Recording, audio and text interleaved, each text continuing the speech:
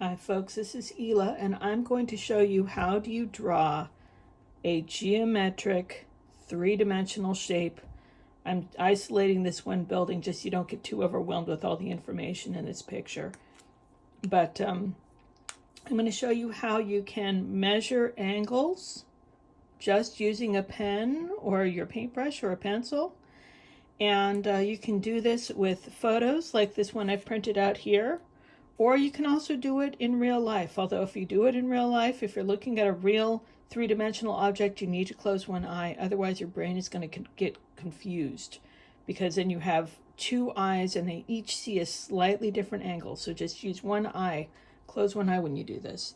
But here we go. We're going to do this right now with this picture. So first thing I'm going to do is I'm going to go, okay, what angle do we have here?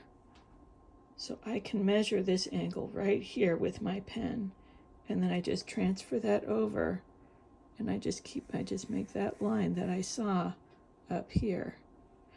And now I need to figure out how tall is this building, and if I want to, I can add a little bit of, let's just create that little structure up there just to make it really clear what's going on, right? And it doesn't have to be perfect. We know this part is horizontal. I can extend that out straight out that way. And I know that this is going to go straight down, but I don't know how far. I'm just kind of eyeballing this. So how far is it going to go? And I'm not going to worry if it's too far. I'm just going to measure how wide. So I'm going to do this from the end here. How wide is this?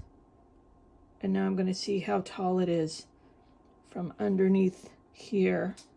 1, 2, and maybe a tiny bit more for here.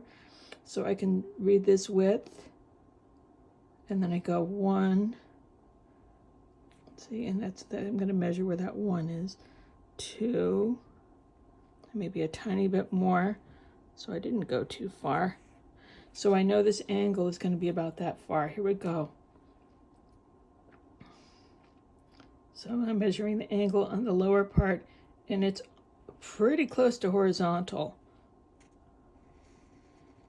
which may sound kind of surprising because this is a tall building.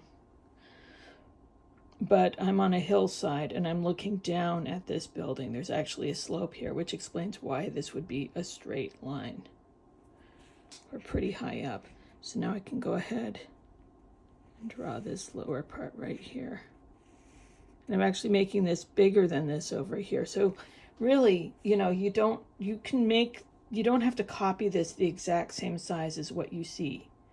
You can change it. It's all about, you know, if you want this to be smaller, you just make this narrower, and then you know that the height and the width, it's going to be the same proportions, right? This is still going to be a little bit more than twice as long as this. That proportion is still the same, right? This is still 1, 2 from here. And now I've got these windows, and I can go, okay, let's eyeball these windows. The more you draw, the more you'll be able to just kind of guesstimate where things are.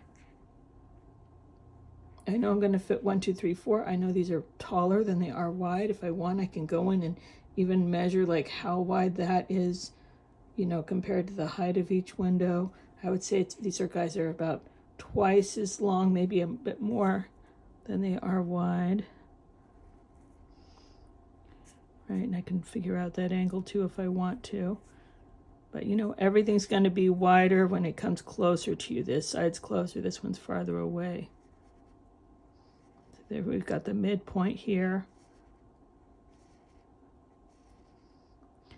And if things aren't exactly perfect, that's totally okay.